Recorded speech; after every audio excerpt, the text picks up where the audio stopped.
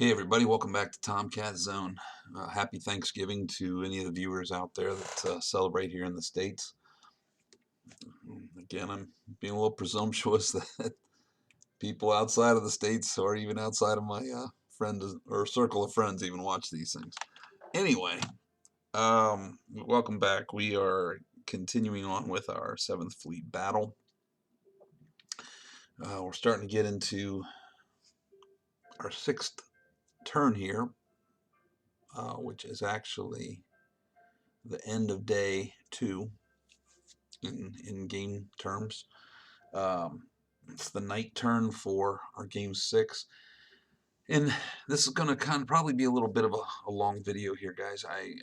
I'm sorry to say, but the log files that we did are start here at the end of the or beginning of game turn 6, and they're all linked all the way through game turn 9. The good news is it should go pretty good. I went through all these log files. I've written the notes, so as we go through them, I will have all my notes here to kind of point out the moments that matter for each log file, instead of just watching the boats move around and stuff like that. I will say too that the end of this day into the next 2 days was a fantastic boon for me as the Soviets. I'll show you why here as we progress, but the good news, or this is where my game truly kind of shifts here, and puts me in a position of a strong position for victory. Now, and as we get past these 2 turns, it'll continue. You'll see, but once I'm in the strong position of victory, it now comes down to holding on to the lead I have. So we're going to get through game turn 9, which will take us all the way through to end game day 3 and all of game day 4. I believe that's what it should be when we look at the game day 2 and all the way through game day 3. And that will we'll see what happens here. So anyway, without further ado, we're going to bring up the maps and continue on with game turn 6 as we left off. And here we go. All right. So to look at our turn track here, as I said, we are actually in the end of game turn 5 here. You gotta see what happens here. Game turn 5, I'm looking at my notes here. This game turn 6, action segment 1. Okay, so these things here, this is actually an initiative file, so we're going to see the counters move off of the action segments and start up and the setup for game turn 6, which again is a night turn. As you can see, I have my backfire bomber regiment here, plus a B-12 reconnaissance and a Badger electronic warfare wing about to be put back into service, and I will show you where they go here. So if you look at hex number 2238, which is right here, which is this air base called Korsakov, we now have some more aircraft that were originally stationed here on the Soviet Union's Far East coastline of the Sea of Japan, now put up here in the I don't know if this is the tip of Kamchatka or if this is the tip of Kamchatka up here, but the Kuril Islands over here, of course, used to be Japanese, but the Soviets took them after World War II. Anyway, we'll put these aircraft here. So I'm going to click start going with this log file, and we're going to see first. This is the PM turn 6 setup initiative roll. Okay, so we finished all of game turn 5. The air action segment marker for Scott, I guess, was never moved to finalize game turn 5, and that's why it sits there. So not a big deal one way or the other, but we know what happens at the end of the last turn. First, my aircraft become ready in Korsakov, so move them off the turn track, And as I said, they are now here available in Corsica. Game turn markers moved to the night turn. The action segment markers are moved off of their individual action segment track so that we can be ready for that. And now it's time to click through local detection. I'm just going to go through fast, guys, because I don't want to waste a lot of time here. You'll see real quickly there, go back, I'm sorry. Okay, right here, this aircraft carrier and this aircraft carrier here. Both of them have Yak forgers, or I don't even think they have forgers. I think they have Yak 36s on them. Anyway, it's nighttime, so those aircraft do not get the opportunity to fly. So first of all, the strategic marker comes off, and you'll see my cap ring around the aircraft carrier group disappear there, and it disappears here. Reason being is both of those aircraft are unable to launch and recover aircraft at night, so they have to wait till morning. So that's that. No, nothing big there. If you have any cap, you want to switch around, you can do it with the log file when it comes to you. Now cap, launch, and local detection. Markers are taken off and placed, as well as rolls are made for all units. I think I did all units for him and for me. Again, this is a log file which I would have prepped and then sent to him. And as we can see there, it is done with that particular file. We'll open up the next one here. Hold on one second. Okay, so we continue on here with our first action segment and initiative. So we continue. And Scott gets the first initiative. Now, one thing about game turn 6. No, don't worry about that. It gets into game day 3 that I want to bring up some points. But he's in this night turn, he starts with surface ships. And you'll see, again, here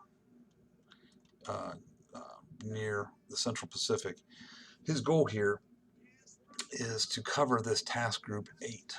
His task group 8 is, let me show you guys real quick, important to me because of these convoy ships. I've wreaked some heavy damage on this whole task force. Everything's damaged, moving relatively slow.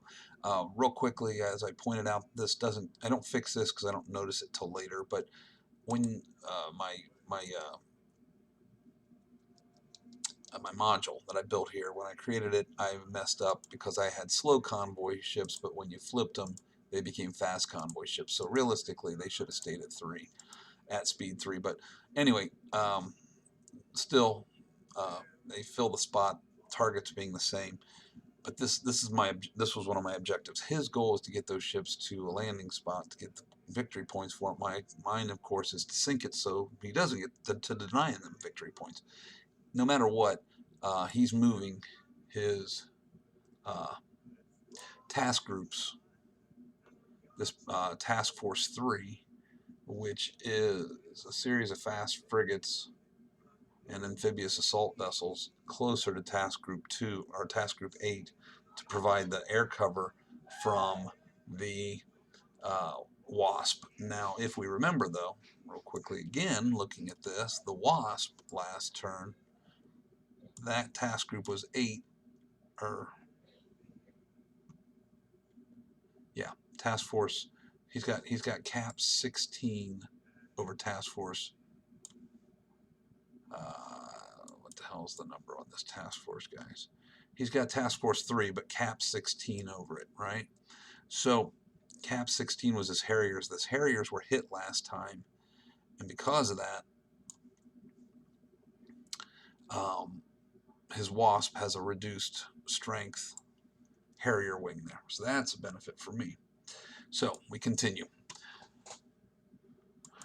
Yeah, he's trying to cover his bases there. These task forces down here again are his Carl Vinson task force. Where's she at? There it is, Task Force 5 and Task Force 4. One of them is the Carl Vinson. The other is the Midway.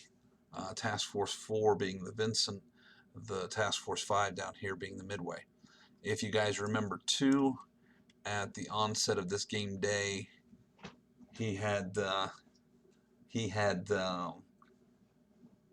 Task Force 9 come in as reinforcement, which is the Kitty Hawk. So between game day 1 and game day 2, his carrier fleets battle groups went from 2 to 3. So that was a concern of mine. But as you can see, we've located the Kitty Hawk, and I've got a number of subs hounding this task force now, and he's in a squall zone, which slows him down. Doesn't impact his aircraft at all, but it does slow down the ships. They can't move fast. Not as fast as the subs, and they can't detect the subs, which is cool. Anyway, we continue. So his task forces are moving. They're merging. He is, if we watch here, he's bringing these Japanese tankers together with the Midway group and merging them. So Task Group 7 just merged into Task Group 5 to give these, seriously, just the tankers his protection, because those 4 tankers right there are a total of 36 victory points. And underneath the Vincent's or the Midway's air wing, I don't have anything in range to even try to punch holes in those boats. But that was a good move by Scott. Okay, he rolls a 4 here for something. Task Force 19. He must be doing an ASW attack against the Bolshi, and a 4 is not enough. As task forces continue to move, Task Force 2 has been located by the Sura.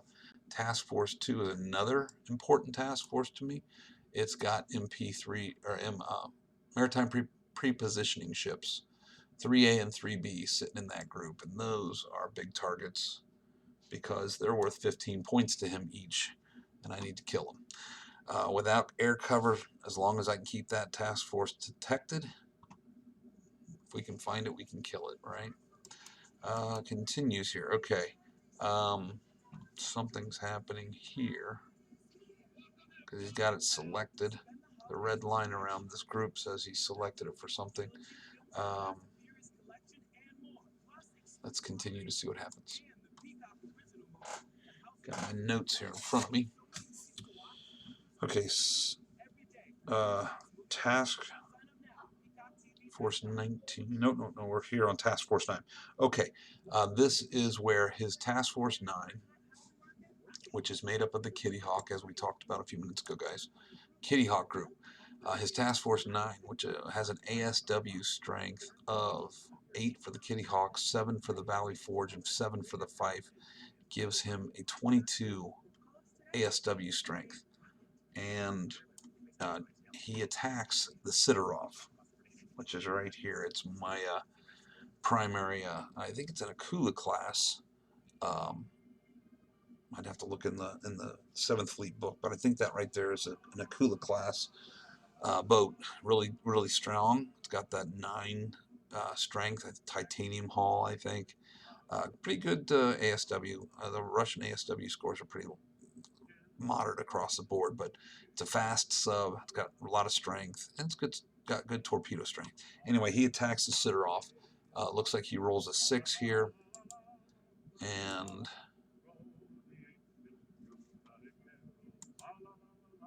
okay. Let me put the Mikhailovsky back here a second, guys, because I think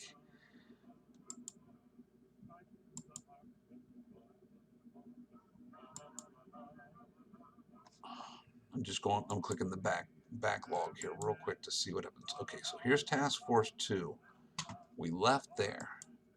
Task Force 2 moved away from the Sura. He rolls a 4.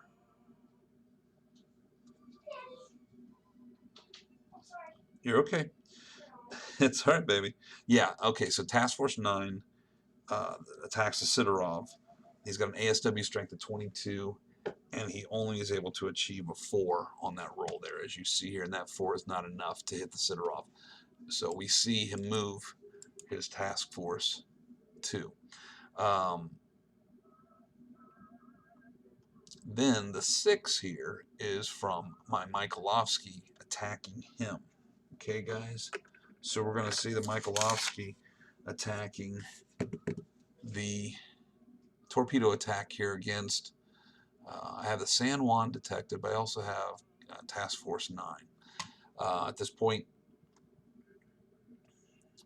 we see him roll a 6, which is, I don't know what for. It doesn't matter because my Michaelovsky moves kind of hinky, goes south over these 2 groups here, and then stays in position there.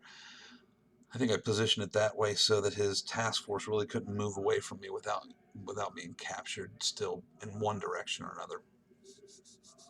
But I do leave myself open on either side for the San Juan and the New York to attack me.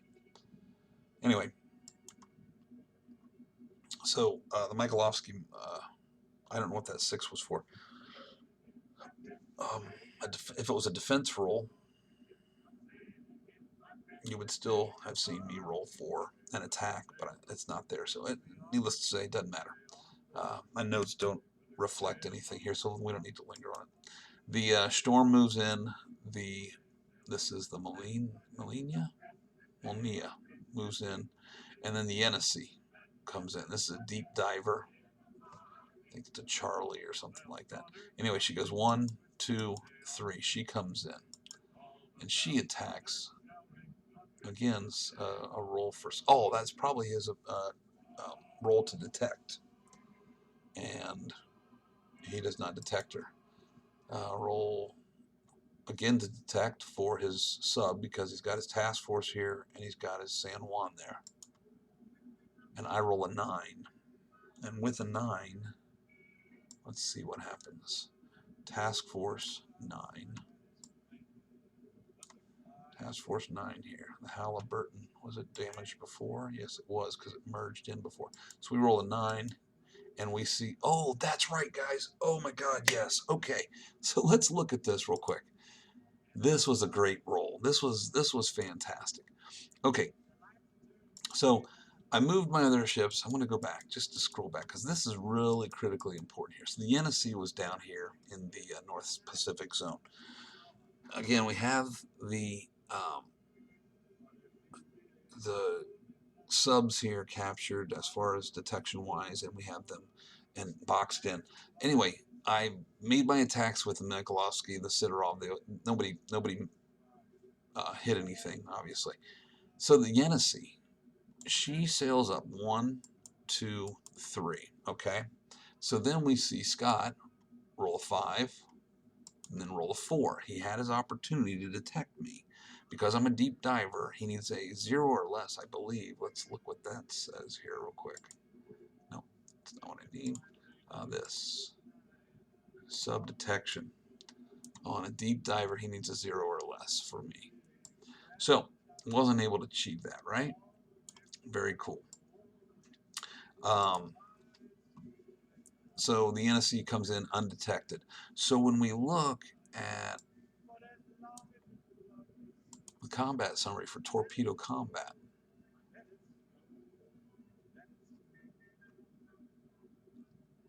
I get a +1 die roll if tactical coordination, -1 if the target has torpedo decoys, right? But he, on his defense roll, okay, +2 to defense roll if the target has, if at least one target in hex belongs to a task force, so he gets his +2 there. -4 to defense roll if all targets in hex, that's not the case. +2 if the attacking submarine has a local or strategic detection. So he does not get the detect on me, okay?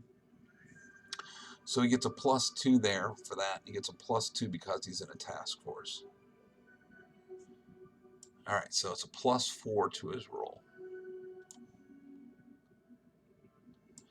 So he rolls, okay, so the 5, of course, was to try and detect the Yenisei. Then he rolls a 4, okay?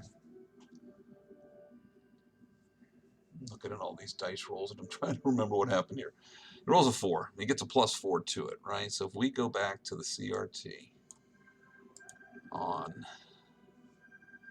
his Kitty Hawks group, 8 on 22.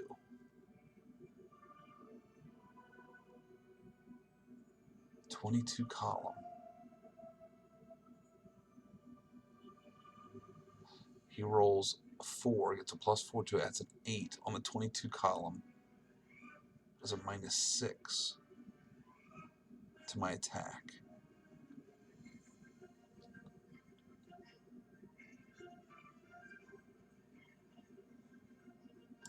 Okay.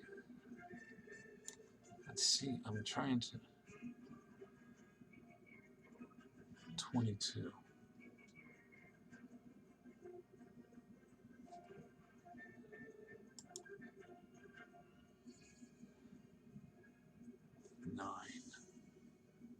Oh, I wasn't detected. Sorry, guys. Excuse me. He didn't get a +4. So I'm trying to figure out why this is working this way, and I'm confusing myself. So he rolls a 4. Okay, boom. We know he rolls a 4. He gets a +2 to it, which is 6 on his 22 chart, which is a -5 to my roll. I then roll a 9. -4 is a 5 on the 22, which is a 4 damage to. So I needed a 9 to hit this thing, because if I rolled anything less, if I rolled an 8, it would have been -4. It would have been, or yeah, -4. It would have been a 4 on 22, which would have been a 4. I'm sorry. I'm really screwing up my math here. And I'm slowing down my damn video. Sorry. Getting pissed. All right, sorry. I got this thing figured out now. I'm going crazy here in my math. He rolls a 5 to detect the NSC. Doesn't make it. Rolls a 4. And he only could detect one time with the with that detection, because I'm thinking, why didn't he roll for the San Juan too, which was under there? But I only moved through one zone of the San Juan, but I moved through 2 zones of the carrier task force, which truthfully wasn't there because of the squall. He only had 1 zone there. So in all truth, he never would have gotten that detection roll of 5, which he failed anyway. So he rolls a 4 for his defense. He gets a +2 to that. So 4 becomes a 6. 6 on his 22 column is a -5 to my attack. Okay, so I got 22 strength. 22 strength to damage the Kitty Hawk. I need, at a -5, all I can roll is a 9. If I roll anything under a 9, it won't be this 4 I need to hit the ship. And boom, of course, we see that the 9 is rolled there, and luck was on our side. And just like that, Kitty Hawk appears at the onset of this day in this C zone. We hunt her down, and we put torpedoes in her. Oh, dude, I'm telling you, it was fantastic to see that 9 fall when we rolled it. When I rolled it, I guess I should say. And the target was the Kitty Hawk. So that was the big action here in this particular game turn. Okay, I'm going to go through the rest of the stuff, but I'll be honest with you, nothing else really comes close to as to what else is important in this whole action segment, or remaining action segments. So the Kitty Hawk is hit, and now we go through action segments, the next few action segments here, and we're going to see stuff moving around, but I'll be honest with you, I'm only going to touch on what they do. So Scott rolls to detect the NSC after she attacks. He rolls a 7 and a 6 for both the San Juan and the task force. Neither of them find her. Okay, so the remainder of my subs continue to move around, and I'm having some thoughts. Okay, something happens here. The Bolshoi attacks Task Force 19, and for whatever reason I flipped the ship by accident.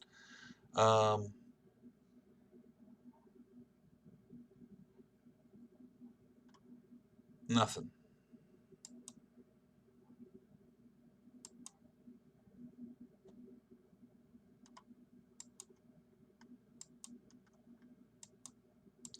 The Bolshoi moves.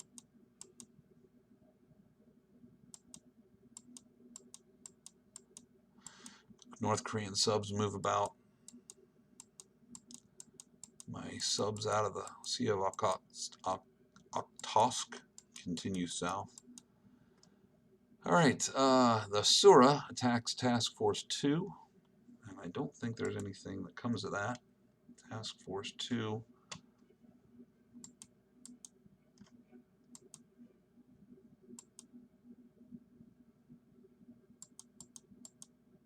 Yeah, nothing there. Nothing happens there.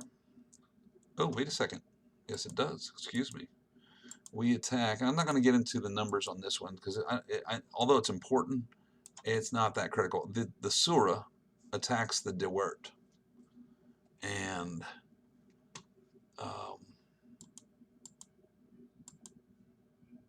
this is just a task group. So you'll see that task force. I'm going to continue back here to where this all commences. Okay, so you see the Sura. It moves up to Task Force 2, and then Scott rolls a 9 to detect her. Doesn't detect her. I roll a 3 because I'm doing a surface to surface missile attack with this 24, and I put it all. I roll a 3 for location, which would be bottom of the stack. So it becomes apparent that also we changed the task force to a task group because he's only got 3 ships in this group, which makes it a task group, not a task force. So with the 3 there on the CRT, or not with the 3 there, it means bottom of the stack. So I go after the De Wert because I want to kill these defenders of his ships, and I probably I'm not sure if I put the whole 24 into him or not, but might have, because the ship underneath him, this maritime prepositioning ship, offers him no defense. So let's see what happens here. Roll a 3. Scott rolls a 0, and that would have been his defense roll. His defense is 3, 6, 9 for area, and a +5, which is 14. 14 on 0, of course. 0 on 14 is a -2 to my attack. I roll a 6, which would have ended up as a 4. 4 on 24 is a 4 result, and the De Wert, you guys will see, disappears. So in the nighttime hours, the Sura approaches under stealthily, even though she's a noisy sub. And all of a sudden, flashes appear across the sky, and return flashes of rim something sparrows or whatever they are. I can't think of what they launch off them fast frigates. But it's to no avail. The De Wert is hit and destroyed. We see the MPS ship and the Darwin closed in. I roll an 8. Okay, so I did split this attack up. I don't know what the numbers were at this point, guys. I'm sorry, but I hit the De Wert, and I obviously targeted the MPS 3B, maritime prepositioning number 3B, and it was hit too. So the Sura got a good attack there. Scott rolls again for detection because of the attack. He gets the second detection roll, and the Sura is located. All right. So you see, continuing, the Archangel Skya moves. No big deal. All right. And Scott rolls for initiative. He rolls a 5, and I call up air. So my aircraft take off. These aircraft launch, and they're going to launch with a high mission profile.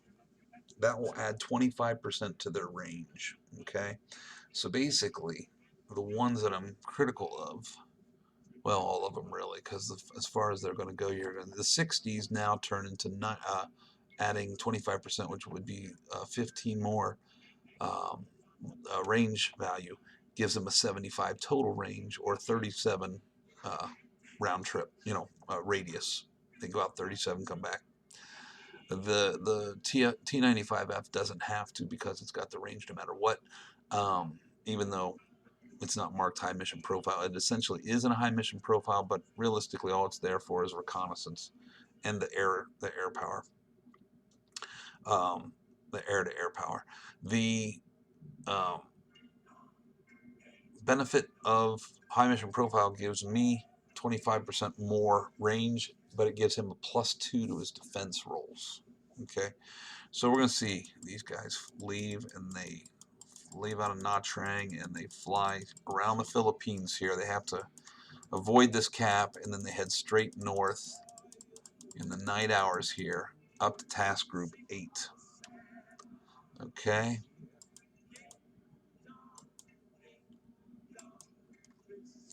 All right. So task group 8, if you guys remember, was this damaged slow convoy group. Everybody's hit here.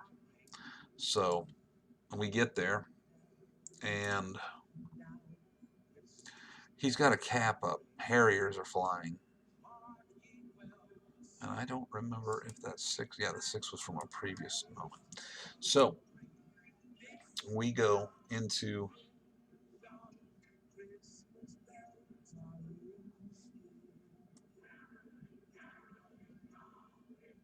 what the hell's going on, man?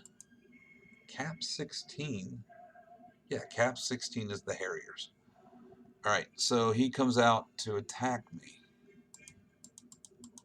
I don't know why. There it is. Okay, there's the cap window. Okay, so my aircraft are flying north. They enter his cap zone. He jumps them.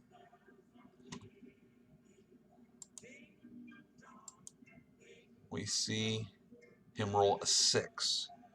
All right, so his cap strength is a 4, air-to-air cap. Out 4 hexes gives him, without ASW, or not ASW, air without AEW support, air early warning support. So US, no AEW in combat reduces that by 1/8. So essentially his air combat is reduced to 1.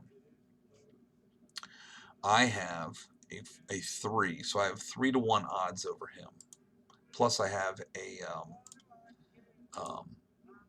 electronic warfare aircraft. So if we look at the chart here, 3-to-1, all right, and we see he rolls a 6. That would be a 6 minus 2, which would result in a 4 at 1-to-3. Anything on the left side of the margin or the marker here, if it results at the left of the slash, apply to the attacker. He is the attacker. He's flying out to stop my bombers. He rolls a 6 minus 2 is a 4. He gets a 0R, which means his aircraft are returned.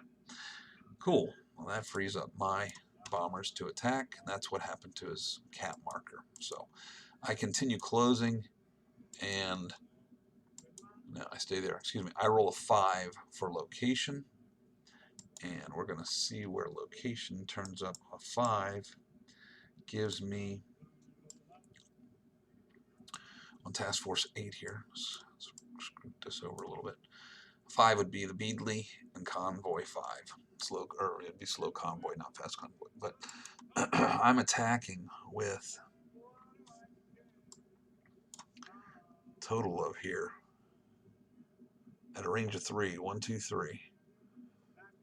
I have 60 from the Tupolev 16Gs, and I got 50 from the Tupolev 16Cs. So 110 points of air to surface missiles. Streak down on this task group. I roll a 6, or he rolls a 6 for his defense roll. The Beadley offers, his total air-to-air defense is 2, 4. The Beadley gets 3, so that puts that in the 7. This Con 5 gets 3 for the Hall, which gives it a 7. So the Beadley and the Hall both are on the 7 column of his defense roll. He is at a -2 on that roll because I have an electronic warfare aircraft in there. So what we're going to see here is his 6 becomes a 4. 4 on 7 gives me a -3 to my attacks. And 1, 2, 8, and a 6. 8 minus 3 is 5 on whatever amount of that 110 I put on that ship, which is certainly enough. And a 6 minus 3, or 6 minus 3 is the 3, and we're going to see some big numbers there. Understand that these ships are damaged already, so I only have to do at least half of what they need. So I need to, so I just need to get a 2 or better for either ship. And bottom line is we see boom and boom. Both ships are destroyed along in that group there. So far in this nighttime turn, the Soviets are having a pretty good day. The task group is removed, and the hull and convoy 4 are replaced there. We continue. Those aircraft return home back to Nha Trang, and another launch out of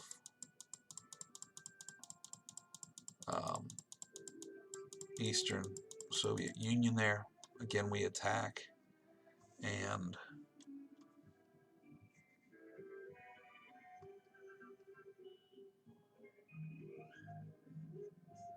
Task Force 3 is there, but it can't do anything to defend his ships. It doesn't have any long-range missiles, surface to air missiles. So anyway, we attack here again, and I'm not going to go necessarily through the numbers, but that flight returns, and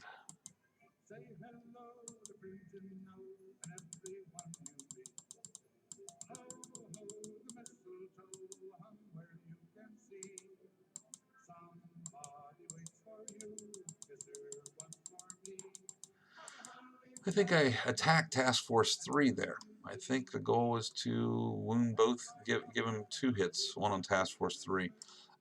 They returned empty-handed. Nothing came of that. So that flight returned to base. Finally, my last flight here of Badger backfire bombers and an electronic warfare attack. They launch. They fly south, and I got 90 strength, I believe. And as I counted it out, I realized I had to go into a high mission profile for the electronic warfare company, not necessarily the backfires, but the electronic warfare. So I put, as I got there, I said to Scott, I said this will be actually at a high mission profile. So we're easy going like that. Flies down here again, and I roll a 9, 4. He tells, or that basically would say when I roll a 9, I'm assuming that was where I hit. A 9 means everything goes on one ship. I roll an 8. And those aircraft return and take off the mission profile. And I want to see if anything came of that attack.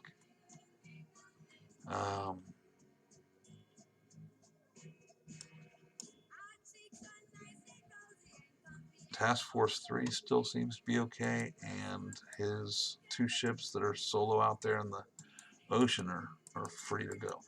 Another flight launches. This is, again, in a high mission profile. Tupolev 16G Badger bombers. And they fly south.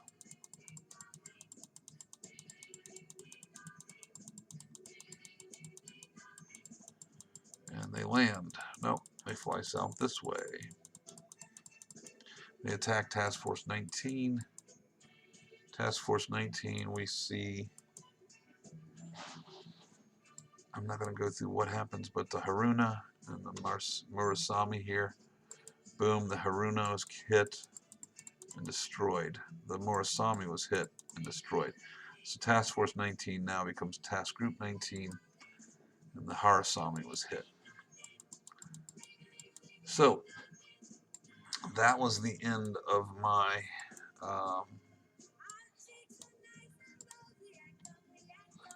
my air. He calls up subs. Had a good night there for the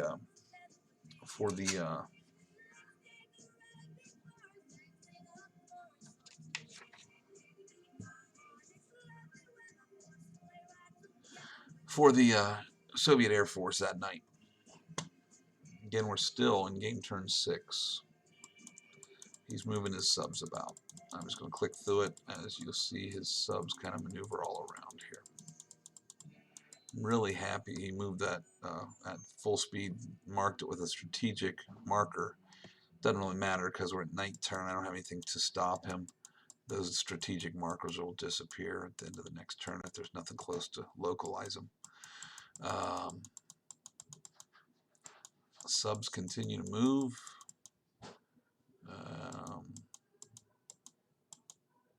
Okay, we see here he's rolling it to attack the Sirius. Now the Mikhailovsky, no, let's see here. The Mikhailovsky, he rolls a 6 on the San Juan, or the New York attacks the Mikhailovsky. He also has the San Juan here. So one of them attacks the Mikhailovsky. Rolls a 6 on the 9 column, ASW column 6 on the 9, and that's a 3 result. That would not give him a hit. So let's see if the Mikhailovsky is flipped for some reason. 9 ASW, 9 column, ASW 6 is a 3. I don't know why that, unless he misread the column there and read the 6 on the defensive, which would have given him a 4, which would have been a hit on the Mikhailovsky. So I don't know why. Oh, wait a second. ASW, does detection markers matter? No, ASW, the detection markers are essential, but it doesn't add anything to the offense or the defense. Mikhailovsky's hit. I'm not going to determine why, other than to say that it is, and if we made a mistake, it is what it is. It's part of the gameplay. The New York was detected, though. I obviously detected her after she attacked me, and she moves away. Then he rolls a 5, and the San Juan moves away. Then the Mikhailovsky is put back to normal, so maybe, like I said, I don't know what the hell we did there. All right, we come to the end of game turn 6, guys, with the surface action groups moving. My surface action groups. We still have his air phase to do in game turn 6, which we'll pick up in the next map. Hold on real quickly. I'm going to open that map up. Okay, we're at 42 minutes and we still have a lot to do, so I'm going to keep pushing on here. One thing real quickly, you see here, my task forces are moving north, undeterred, towards this these 2 objective hexes. I got to get those slow convoys north, and he is not pressuring them or trying to stop them, so that's good news. Okay, this is the last action segment of game turn 6. He draws the last chit, which is air for him. Game turn 6. We continue here. Okay, guys? And then we'll get into game turn 7, and then it should move on pretty quickly because cool things happen then. He launches. He attacks against North Korea with a bomber group. And nothing happens. My cap returns him to base, and he has an F-15 damaged in here. That didn't happen this turn. I don't think it did. We'd have to look back to see at the start, but I'm not going to worry about it. No matter what, though, it's nice to see a damaged F-15 air wing. Those things are incredibly powerful. All right, he launches a bunch of reconnaissance aircraft. They fly out here to attack the, well, let's see where they go to. There they go to. They want to attack the Sidorov, my really good submarine. He rolls a 0. Or he rolls a 7. Yeah, he rolls a 7. And he added the S3 with the P3s for a grand total of 16 attack strength there. Rolls a 7, which is enough to damage the Sidorov, and he returns his aircrafts to their base.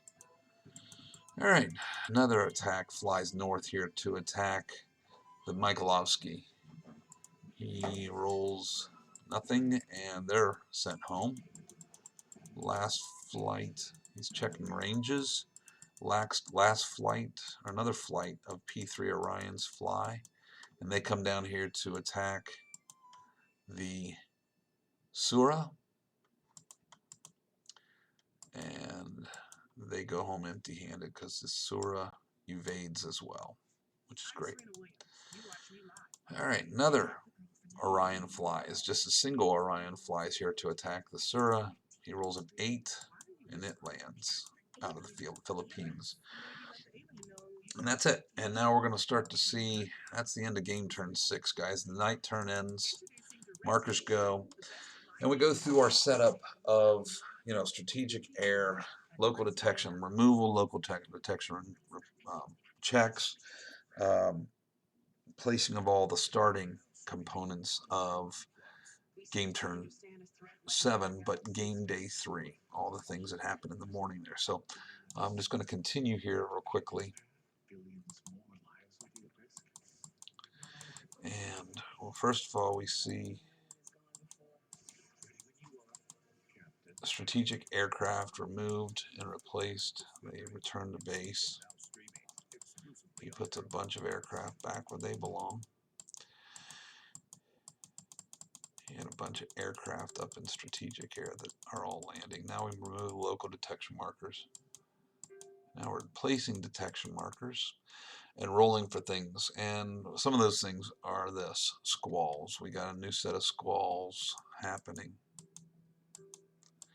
So they are placed. Here's the other great thing that happens within turn 7 here. Command failure for NATO, or the Allies, I should say, in these zones.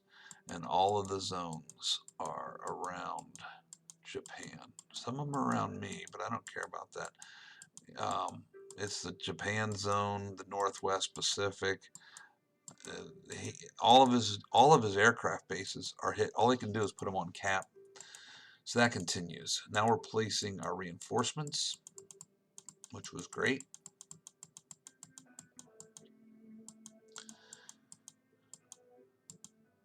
Squalls, of course, were placed. That reconnaissance aircraft came off of strategic air because we just performed our strategic air. He shot down another reconnaissance aircraft of mine, and that was that. There's 2 squalls in the Central Pacific.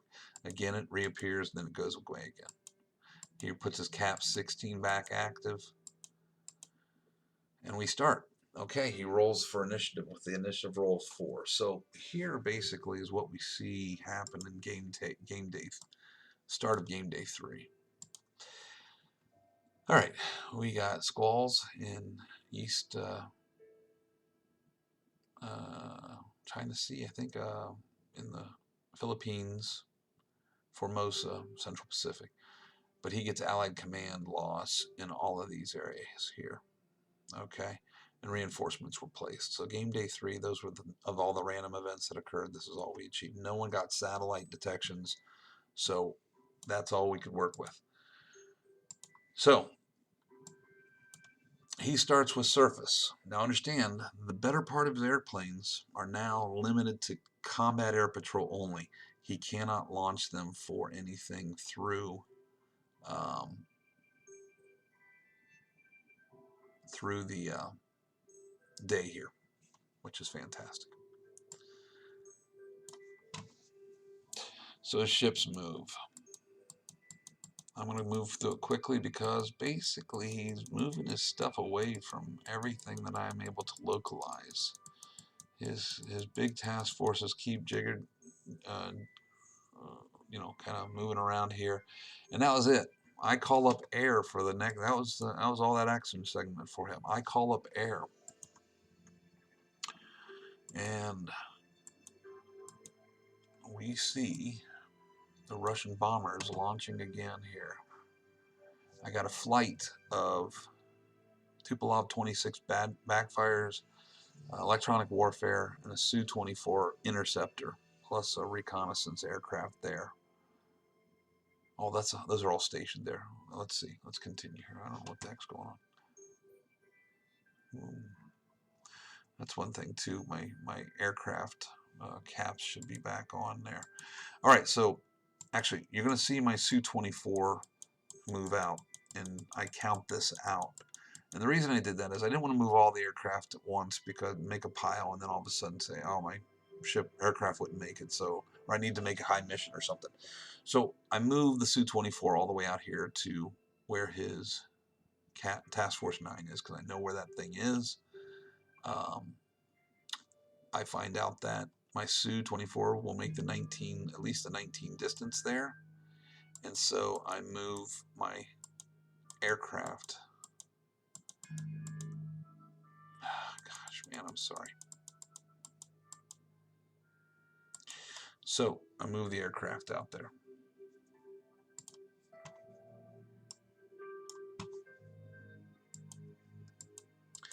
You're gonna see some weird stuff happening, man.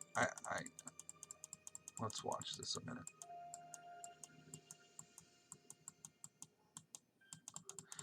Okay, here comes the real strike. I cannot tell you what happened back then, man. But real strike, same strike. Okay, electronic warfare, bombers, Tupolev 16G bombers, the Su-24 and the backfires. And I put one of the EWs back.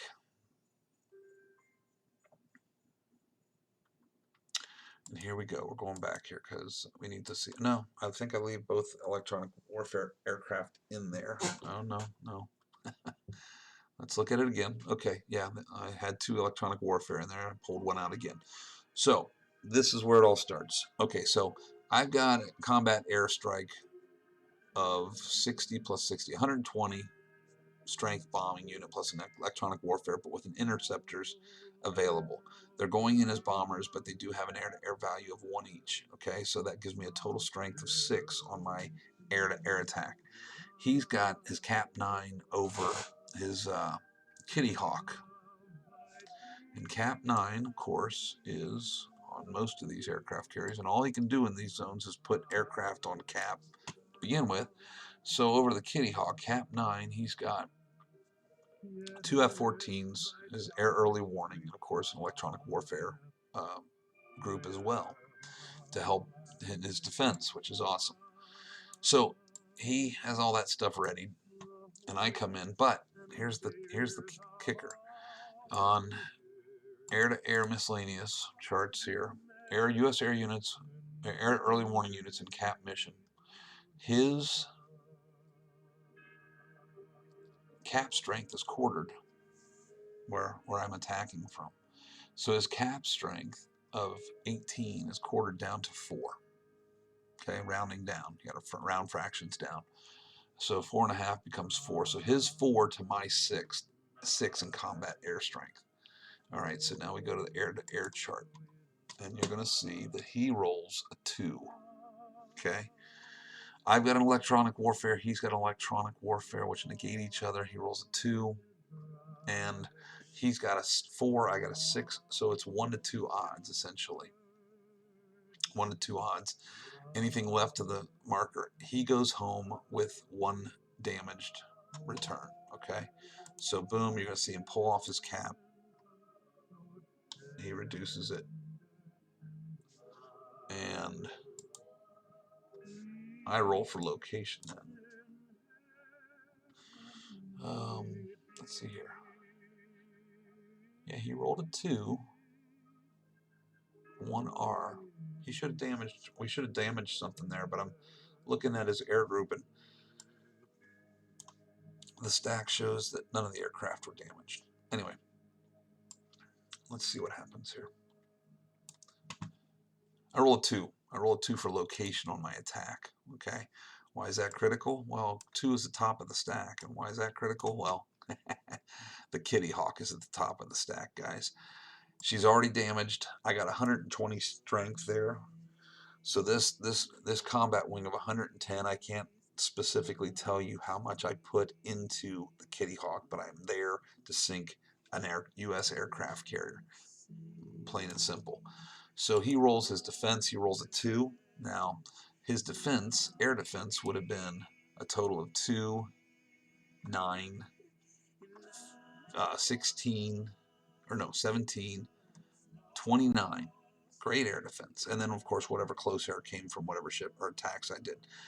So 29 column minimum. But I have a electronic warfare in my attack. His was returned to base. So that 2 that he just rolled for his defense roll would have been become a 4 because he gets +2 for his being in a task force. So 4 and then minus my 2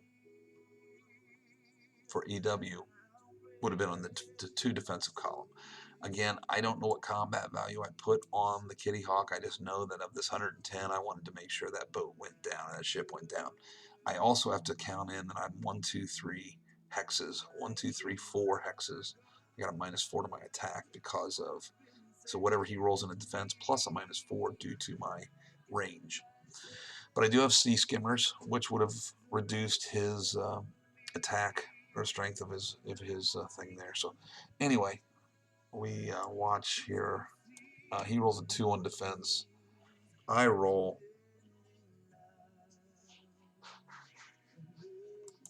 an 8, and boom, we see the Kitty Hawk disappear. So again, I don't know what the total of the negative on my roll was at this point, but an 8 obviously killed the Kitty Hawk, and 8 was enough to give me a 4 result. So somewhere out here was my 110, 60 for the Badgers, 120 strength, bombing strength. I put enough of that into the Kitty Hawk to make sure that that carrier went down.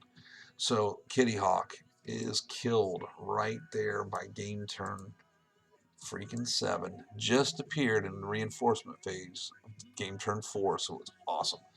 And we will see here Kitty Hawk is under allied kills, which is the wrong place. I move it, and then we see his air wings appear. All those beautiful U.S. Navy aircraft that sat on the deck of that aircraft are now in the great blue depths. Great attack there. Okay, so we continue on, and let's see. All right, that's all those notes going through that. Excuse me, don't mean to stop the momentum here. Okay, so those aircraft return. Another strike wing flies, and it attacks Task Group 19, and there was no resolution there. So Task Group 19 was unscathed. We come to the end of that log file. Let me load in the next map. All right, guys, so now we see he calls up subs, which realistically is all he has this turn to function with. His aircraft are all grounded, so this is the point where he can get anything he can. He's maneuvering his subs in the South China Sea and bringing subs further into the South China Sea.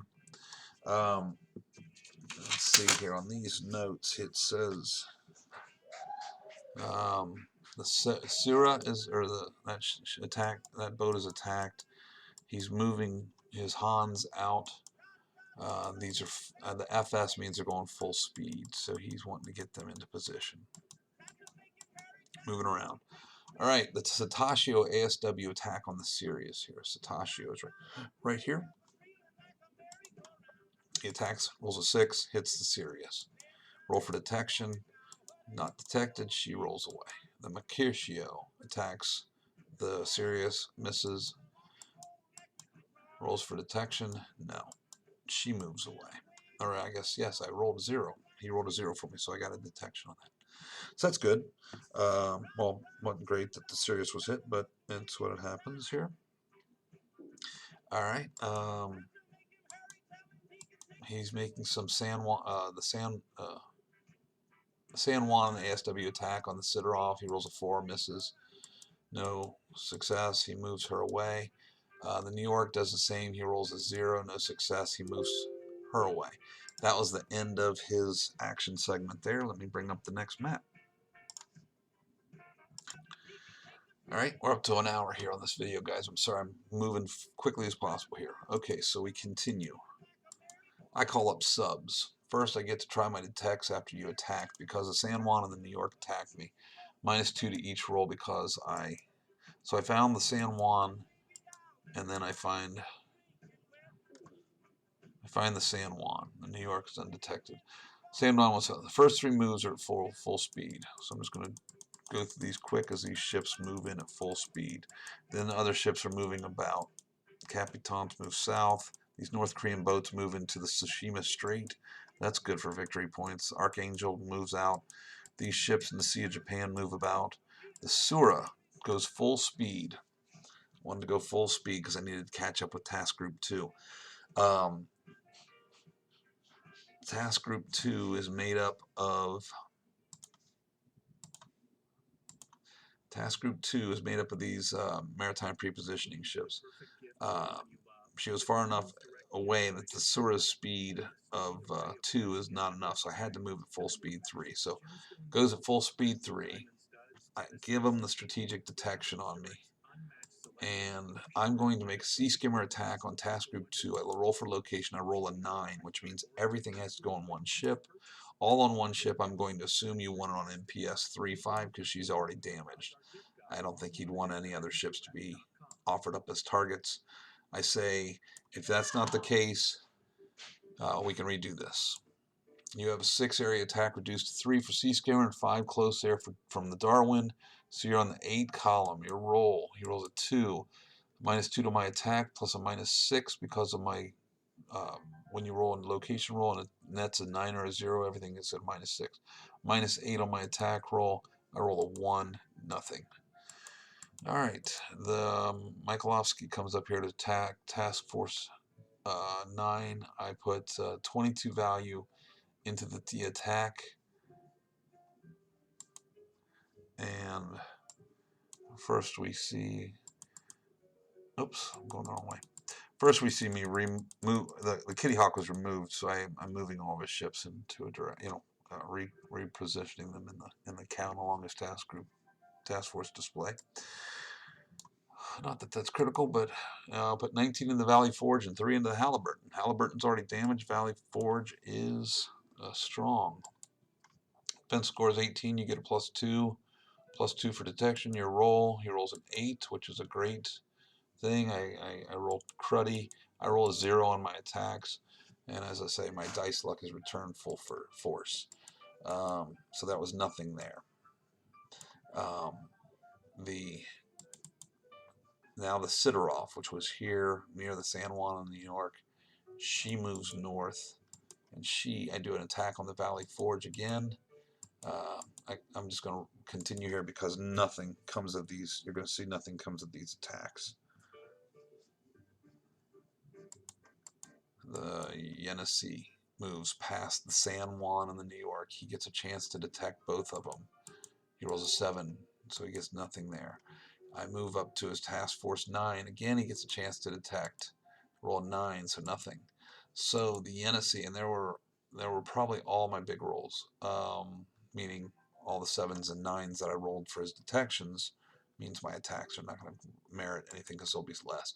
Okay, I attack with the Valley Forge with 19 and 3 on the Preble. You have an 18 ASW +2 for Task Force. I roll a 9. Boom. That was for his defense, though, so I get a little angry there. That's a -7 to my rolls. Valley Forge first. I roll a 1, 4, nothing. Detection attempt. No, he doesn't find the Yenisei. The Yuzhny moves, and then the Bolshki moves. No detection possible because of the strength of his Task Force 19 here. It's really doesn't have any. It only has a 5 ASW strength, so they don't create any kind of detection zone. Attack with 19. Task Force 19 with Torpedo Valley 30. Put 19 into the Takanami, 11 into the Haranami, and he rolls an 8 for defense. This is ridiculous. -4 to my attacks. I roll an 8 and a 6. The Takanami and the Haranami both disappear in the early morning game day 3 of the war. And his Asagumu is now all by itself out there in the water. Detection roll. He does get that because I did attack. He rolls a 1 and he detects the Bolshoi. That is all my submarine initiative roll. It's a 6. It's you. Back to you. So we end that map. Let me bring up the next one. Alright guys, this will be the last game map login. or load in, because this will finalize game turn 7. Let me find my game turn track. So finalize game turn 7, action segments 5 and 6, and then it'll go through game turn 8 and 9. We'll get this whole turn done in this one load in. So, and it goes pretty quick. So I think we'll be done here in the next 10 minutes or so. Let's see what happens. So he calls up air, which he really doesn't have any because of his command failure, and his aircraft launch, and he does a bunch of sub attacks on me with his Ryan classes. Then it's my turn. So that was all of his total air. So as I said, that was real quick. Now I call up surface, and you're just going to see my surface ships continue their north path. And that's it. That was all of game turn 7. We move into game turn 8. We're going to see all the local detections and all the strategic detections disappear. Okay, and that was that. We're seeing ships move now. Okay, so we see Scott rolls. He rolls a 5 for initiative. That's me. I call up subs. Subs on game turn 8. Cool. Moving along here. This is a good set of turns here. My subs continue south towards the Task Force 9. All right. Bringing up game turn 8 action segment. Game turn 8 action segment 3. Okay. So, the Covran is here. She attacks the, he tries to detect her. He finds her. I go to, he rolls an 8 for defense. I roll a 6, so nothing on my attack there against Task Force 9. Again, I'm trying to kill these ships. Now, which ships I targeted, I can't speak of at this point because we didn't list them, but because this was all face to face. But I can see that nothing happened. The Nefedov comes in. She attacks. He rolls a 1 for detection, finds her. I roll a 9, and ooh, something happened here. The Valley Forge. If you see here, I rolled a 9 on that attack. He detected or rolled a 0 for his defense. Rolled the 1 for detection, rolled a 0 for his defense. I rolled a 9 on the attack. I'm not going to worry about what it came out to, but the Valley Forge disappears and goes to the kill pile. Everything else is moved down. So that's another kill there. The Valley Forge finds the bottom of the Pacific. Now the Sidorov moves across. He rolls a 4 defense. I roll a 1, which is a miss. The Mikhailovsky moves. The Covran, no. Mikhailovsky moves out of the way. The Storm comes up. She attacks. He rolls a 7 defense. I roll a 0, nothing. I roll for the Yenisei against the Preble. And the Preble is sunk. I can't, that 9 on my roll there was a kill. He rolls a 9 for detection, fails. You're going to see the rest of my, I'll bring this over out of the way. See the rest of my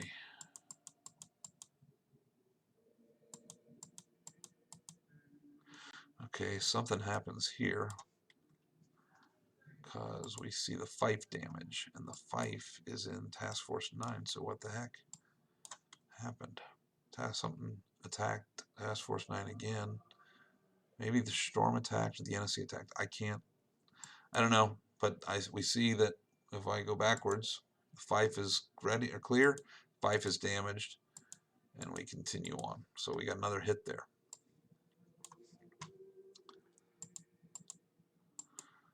Okay, my North Korean boats continue to fill out the Tsushima Strait. It had to be the Yenisei that hit the Fife because she's moving now.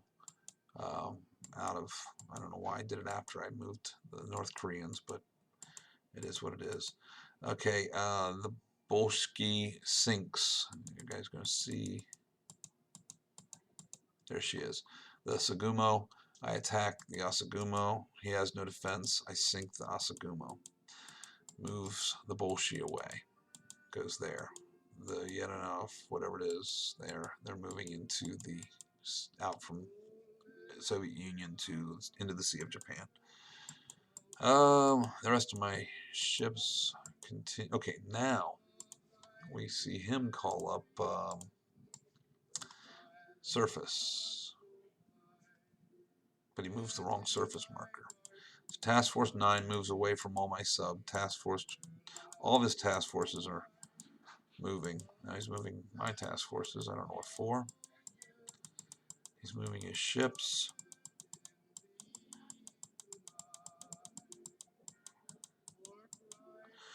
Okay, there he puts the right surface marker in. Under the turn, I call up air. And we continue here. We're going to see these long-range bomber attacks against Task Force 9 because I'm going to eat this thing alive. The thing about Task Force 9 is once all of its defenses are killed, there's nothing but high-value targets here, amphibious assaults.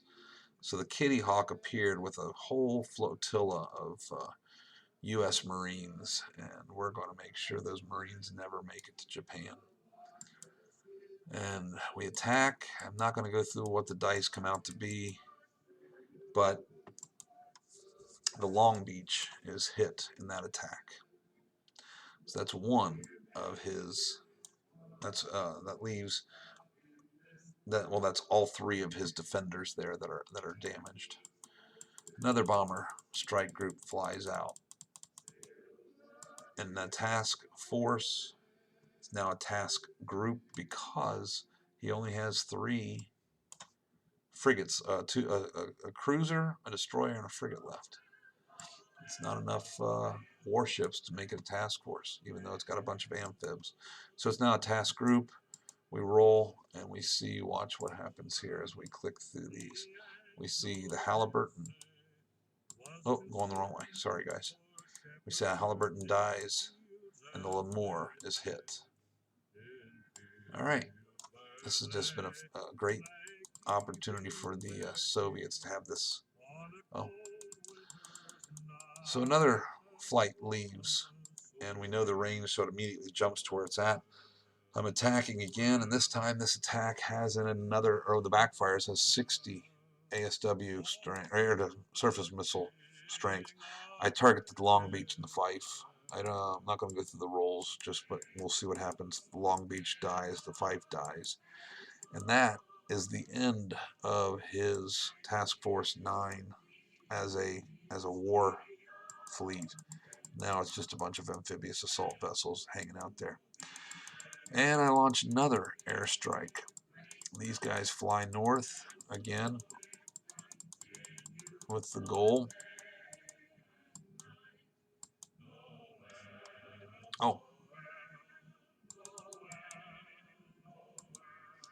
With the goal to hit Task Group 2 right here. And I attack, and you'll see that his maritime prepositioning ship is destroyed. And those aircraft land.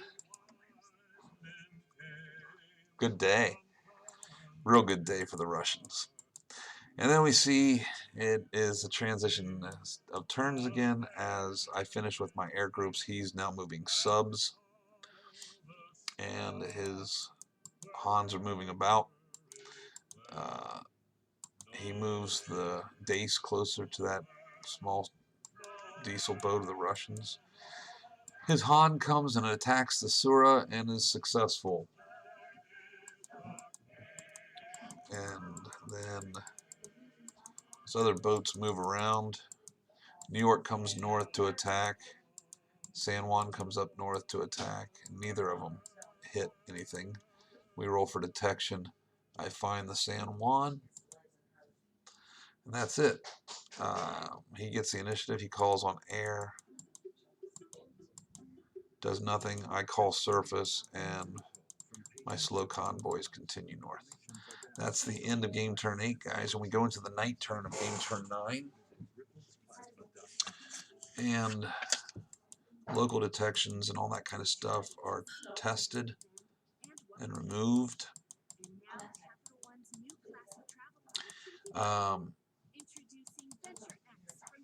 We now see the dice roll made. I get the initiative. I call up subs. And this will be the end of this video as soon as we get through this action segment, or this game turn here, guys. So I'm going to continue pretty fast. But, again, good things happen. So, the subs move, local detect, strategic detect, attacking these amphibious assaults with the Mechanaya, whatever that's called, Mechanaya. The Tripoli is hit, as you can see. So that's another damage on those amphibs.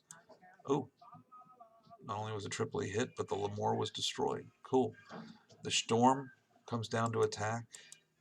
Another amphib is killed because they have no ASW defense. So I'm just taking pot shots at these guys. Kills another amphib. The Sidorov comes down and attacks. Doesn't get a hit. Down to 3 amphibious assault vessels left.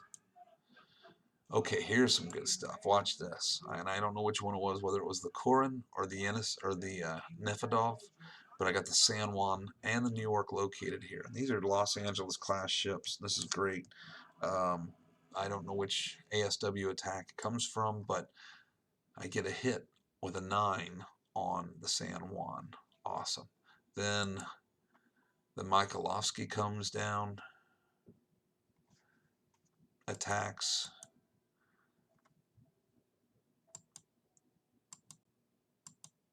And hits the San Juan again with an 8, and the San Juan is sunk. The New York is attacked, hit with an 8, and she's damaged. My boats in the Sea of Japan continue around. So, dude, I'm telling you, like I said, this was like the peak of my absolute best performance that I could have achieved here with air and subs. Especially with the fact that all of his aircraft were grounded. So this is great. The Capitans, I'm moving around. I'm trying to approach this Task Force 16 because I want it to be located, but I don't want to give up my boat.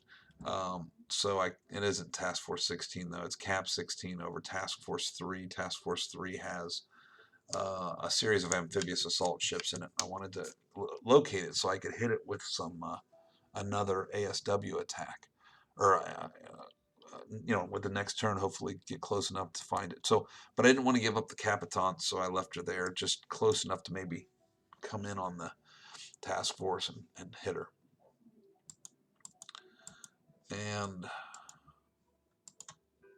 now we see, that was the end of my action segment. He calls up subs, and he's moving these Chinese boats around, attacks Task Force 5, and he gets a kill there. Hits the Yumashev of Task Force 5.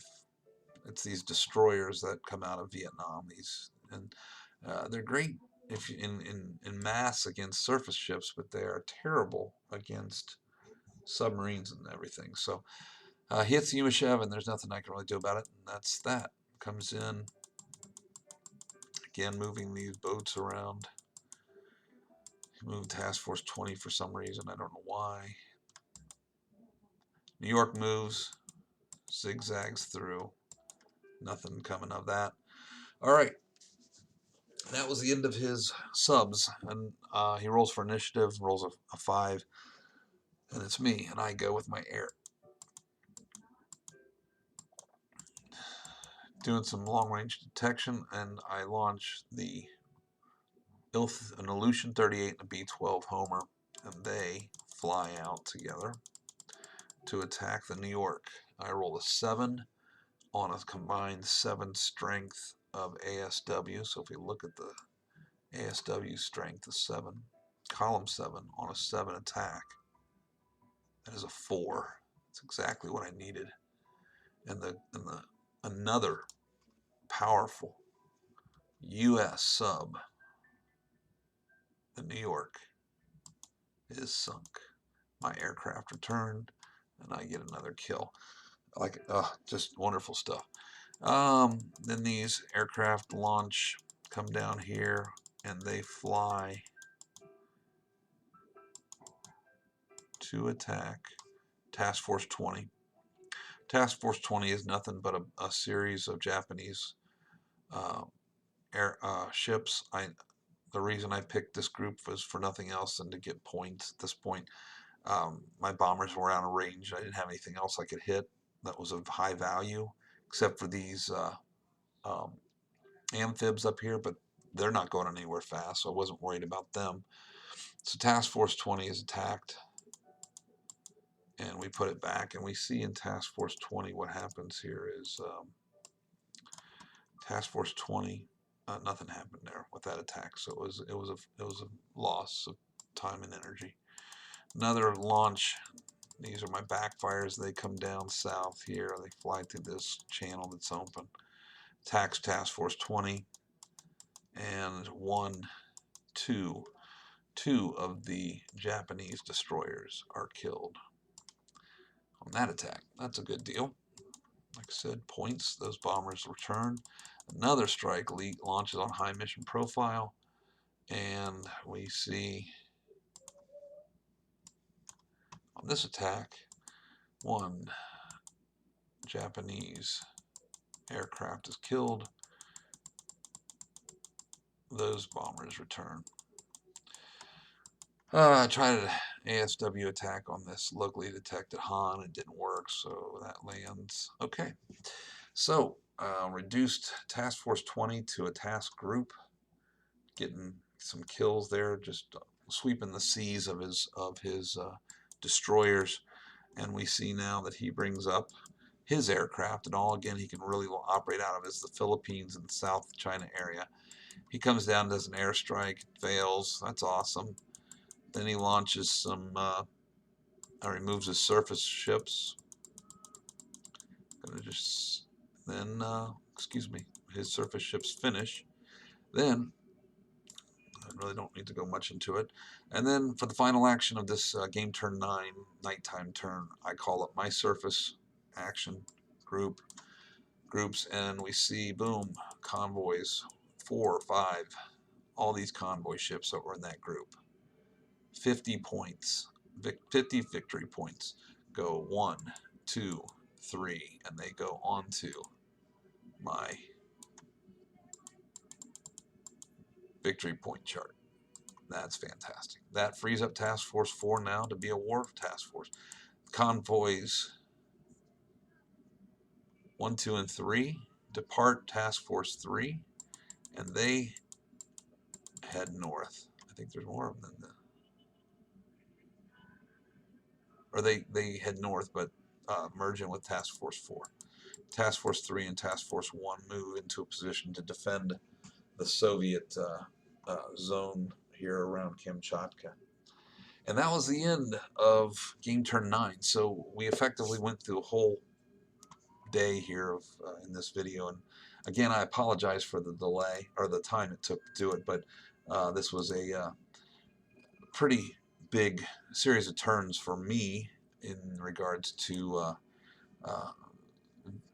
victory points and kills. All we're seeing here, clicking around, is returning of strategic air, removing of local detection markers. I'm just going to clear all this stuff up. That base is no longer damaged in Japan, so its damage markers removed, and his combat air patrol's back in place. Command failure. That was another great thing that happens. We'll talk about that in the next video, but command failure happens again for the Japanese in the next day, or for the Allies in the next day here. But we'll end it there, as you saw, just with a quick review, though. The Soviet kills have become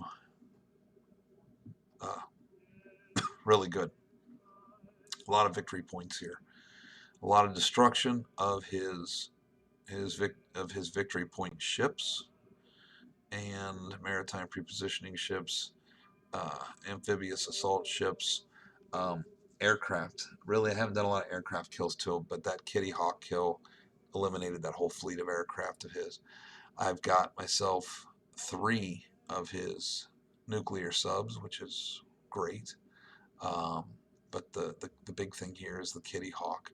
Kitty Hawk is worth double its defensive value, so that's 16 points on that kill, plus the air wing.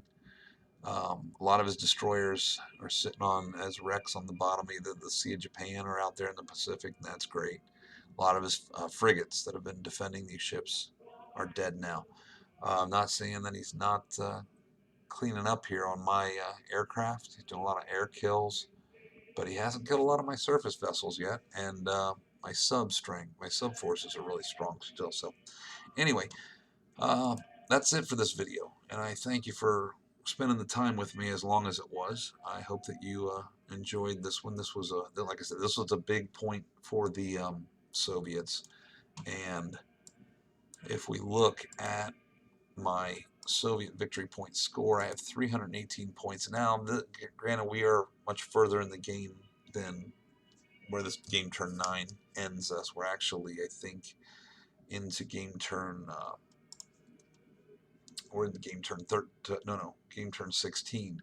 So we're well ahead of this. But the point being is a lot of my convoys have landed for victory points. I've got a tremendous amount of surface or asset kills here. Got a carrier dead. We've had one political movement. I'm ready for another, but 318 points at this point in the game to his 161. We're at a substantive Soviet victory right now, and if I could hold that, it could be a good game. But all of that pretty much came from this one video here. End of game turn 6, or yeah, game turn 6 all the way through game turn 9. End of game turn, or game day, I should say. End of game day 2 all the way through game day 3. So 3 days into the war, and the Soviets have a substantive victory going on. If I can move that political marker, and I can get the politicians to shut down the war, I could have a win here. So we shall see. Again, thanks for watching, and I will have a video up later this week. Another video up later this week. Have a good night, everybody. If you like the video, give it a thumbs up. Otherwise, appreciate